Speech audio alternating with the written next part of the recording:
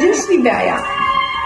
ולמה אני צריכה לעזור לך בעצם? אני חושבת שבעלי בוגד בי עם הכלב שלי.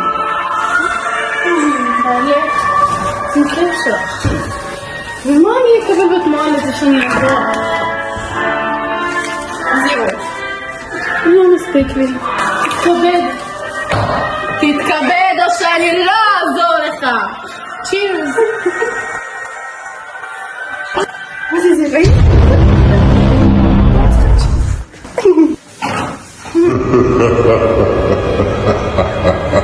סוף סוף הנה. אני לא מספיק לי זירו. אני הולכת לשאול, תודה.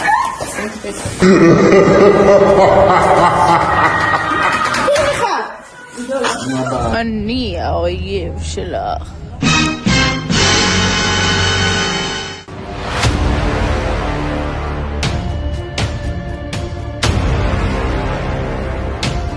המשך בפרק הבא.